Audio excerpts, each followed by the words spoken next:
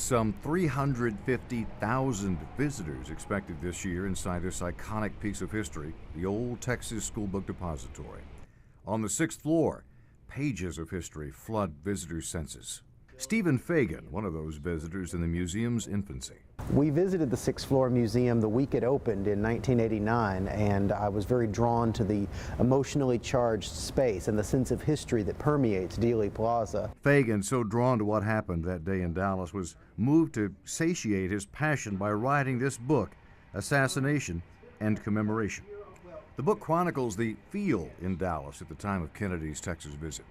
Of course, Kennedy lost Dallas by the largest margin of any city in the United States during the 1960 presidential election, so he was fully aware of the political atmosphere in Dallas. Fagan points to small but vocal groups who helped paint a much darker image of Texas' dislike toward the White House. They demonstrated, they marred political rallies, they accosted dignitaries. Lyndon Johnson and his wife Lady Bird were accosted here in Dallas in the last days of the 1960 presidential election, and then less than a month before the assassination, the United Nations ambassador Adlai Stevenson was hit on the head and spit on. But on that clear November day, the so-called fringe element far outpaced by the majority of Dallasites. It is worth noting that about half the population of Dallas, about 200,000 people, turned out to see the president that day, and his visit was shaping up to be a huge success. Thousands of people greeting him at the airport, throngs of supporters along the route, some in the canyon of Main Street, 8 or 9 people deep, pouring out into the street. Ironically, at the end of the parade route in Dealey Plaza is where destiny left its deepest wound. So in the aftermath of the president's death, there was this sort of global collective sigh. Oh, Dallas, that's where things like this happen. The idea being that Dallas created a toxic environment that enabled the president to be killed here. For a time, it appeared the collective conscience of the nation frowned on anything south of the Red River. Long-distance telephone calls from Dallas disconnected deliberately, or rocks thrown at cars with Texas license plates.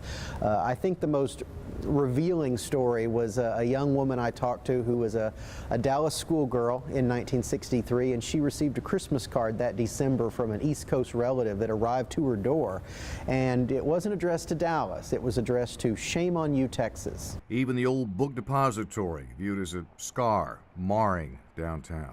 In the aftermath of the assassination, many in the Dallas community who were ashamed and frustrated by the attention that Dealey Plaza received turned to this building and saw it as a manifestation of evil. The old depository survived the wrecking ball, even 2 arson attempts.